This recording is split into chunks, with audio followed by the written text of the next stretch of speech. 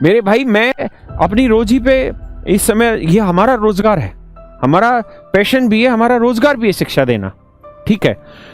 मैं यहां पर खड़ा होकर आपसे कह रहा हूं कि मैंने ऐसे ऐसे बच्चे देखे हैं कि जिस इंस्टीट्यूट में हम पढ़ाते थे वहां वो बच्चे पीएन का काम करते थे, चपड़ासी का काम करते थे, बच्चे निकले पोंछा लगाते थे, टीचर को पानी देना, बोर्ड साफ करना, ये, और वो लड़के इनकम टैक्स इंस्पेक्टर बने। ऐसे ऐसे बच्चे देखे हैं हमने, ऐसे ऐसे खिलाड़ी देखे। मेरे भाई, आप एक बात मान लो,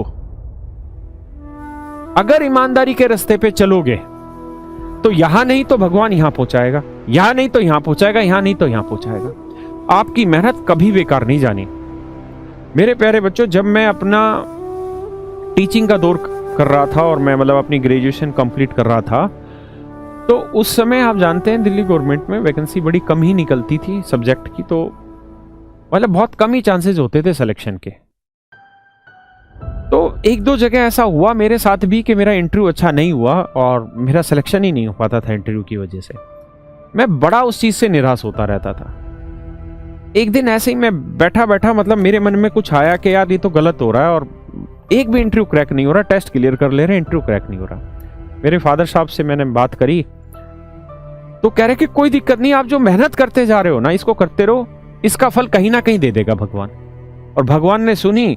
डीएसएसबी बोर्ड में इंटरव्यू खत्म हुआ और इंटरव्यू खत्म होते ही मेरा नौकरी लग गई। भाई मेरे भाइयों, इस बात को लिख लो, आप जो मेहनत कर रहे हैं ना, उस मेहनत का फल मिलना है।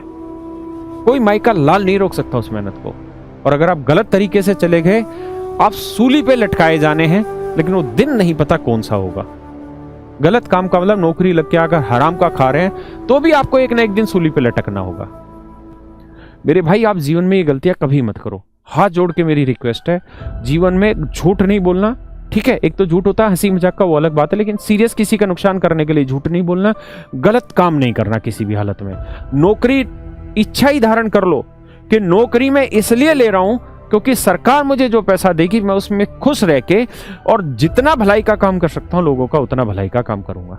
पैसा कमाना है, क्यों ज्यादा पढ़ना है, दूसरे बहुत सारे काम धंधे उसको करो भाई, और खूब बढ़िया से पढ़ो और अपना दूसरा कोई काम धंधा करो, वहां खूब पैसा कमाओ। है बिजनेस है। आप एक कपड़े की भी रेहड़ी लेके बैठेंगे, छोले भटूरे की रेहड़ी लेके बैठेंगे, उसमें भी आप रईस बन सकते हैं। अभी ये जो माशे जी जो अभी एक्सपायर हुए हैं, एमडीएच मसाले वाले, ये क्या करते थे, ये एक टांगे के ऊपर मसाला बेचा करते थे। आज आपको पता, खरबों की कंपनी बन गई, खरबों की। तो भाई जीरो से ही मेहनत शुरू होगी और आप हीरो बन सकते हैं। इसलिए कतई परेशान मत हो इस बात को। यहां कान को यूं पकड़ लो कि भाई गलत रास्ता नहीं चुनना। गलत रास्ता चुनोगे जीवन में धोखा खाओगे।